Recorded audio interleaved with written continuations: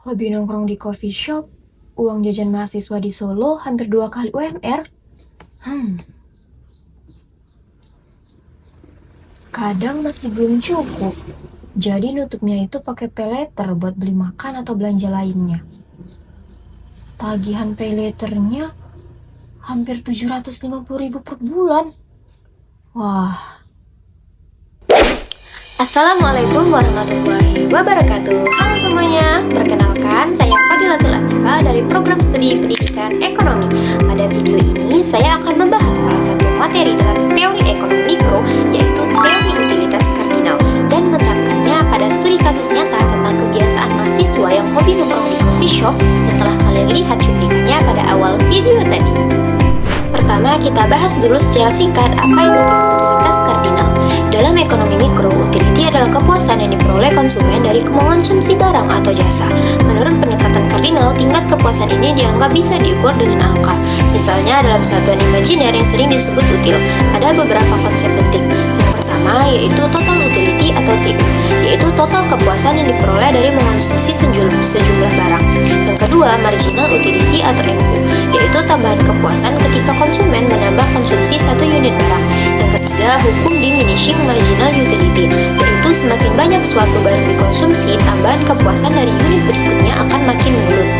Yang keempat, yaitu prinsip equi-marginal utility, yaitu konsumen dengan pendapatan terbatas akan membagi pengeluarannya ke berbagai barang sehingga marginal utility per rupiah yang dikeluarkan kurang lebih sama, sehingga total kepuasan bisa maksimal. Nah, dengan bekal teori singkat yang saya jelaskan tadi, mari kita masuk ke dalam studi kasus nyata. Studi kasus yang saya gunakan diambil dari sebuah berita di media online Express ID yang berjudul Hobi Nongkrong di Coffee Shop, Uang Jajan Mahasiswa di Solo Hampir 2 kali UMR.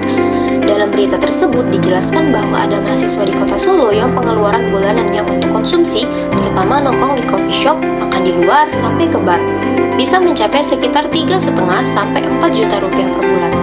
Padahal UMR kota Solo saat itu berada di kisaran 2,1 juta rupiah.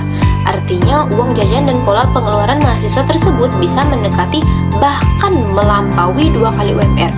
Sebagian di antara mereka bahkan sampai menggunakan paylater untuk menutupi gaya hidupnya. Untuk mempermudah analisis, saya buat ilustrasi dari fenomena di berita itu. Bayangkan ada seorang mahasiswa di Solo, sebut saja namanya Andi. Andi mendapat uang saku sekitar 5 juta rupiah per bulan dari orang tuanya. Dari jumlah tersebut, yang pertama, sekitar 2,5 sampai 3,5 juta rupiah dihabiskan untuk nongkrong di coffee shop dan makan di luar bersama teman-temannya.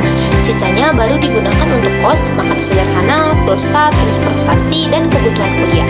Dalam seminggu, Andi bisa nongkrong di coffee shop 3 sampai 4 kali, dan setiap kali nongkrong ia menghabiskan sekitar 60.000 rupiah untuk kopi dan makanan ringan. Sekarang mari kita lihat dari kacamata teori utilitas kardinal. Di sini kita bisa melihat bahwa total utility memang terus naik, tetapi marginal utility terus menurun. Nongkrong pertama memberikan tambahan kepuasan paling besar, kedua lebih kecil, ketiga lebih kecil lagi, dan keempat paling kecil. Inilah contoh penerapan hukum diminishing marginal utility dalam kehidupan nyata. Selanjutnya kita lihat dari sisi pengeluaran dan marginal utility per rupiah.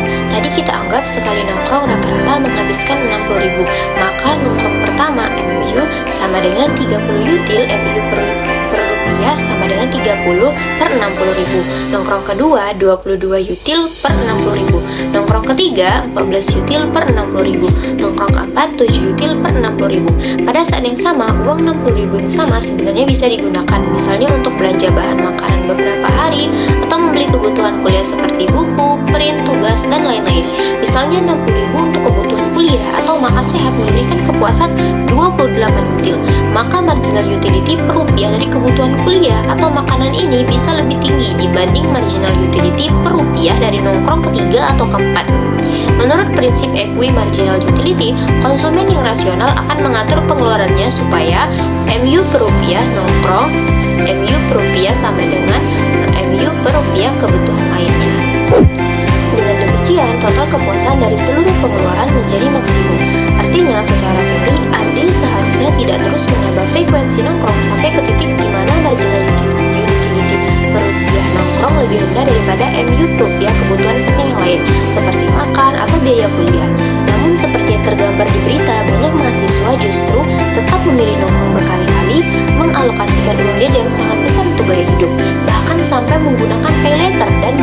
memiliki utang. Dari sudut pandang teori kardinal, perilaku ini bisa dikatakan tidak sepenuhnya rasional secara ekonomi, karena mereka mengorbankan kepuasan jangka panjang dan kebutuhan penting demi tambahan kepuasan nongkrong yang secara marginal sebenarnya sudah semakin kecil.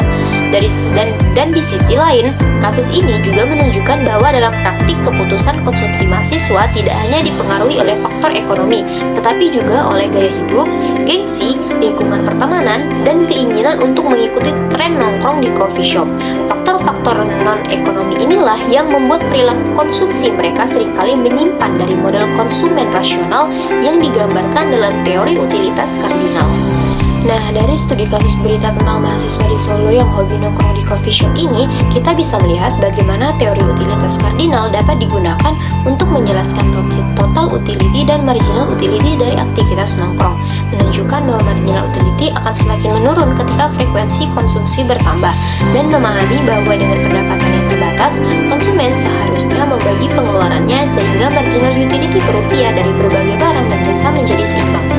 Namun, kenyataan di lapangan menunjukkan bahwa keputusan konsumsi seringkali dipengaruhi oleh faktor sosial dan gaya hidup, sehingganya tidak selalu sesuai dengan perilaku konsumen yang sepenuhnya rasional. Demikianlah pemaparan saya mengenai teori utilitas kardinal dan studi kasus hobi nongkrong di coffee shop. Terima kasih sudah menyimak. Wassalamualaikum warahmatullahi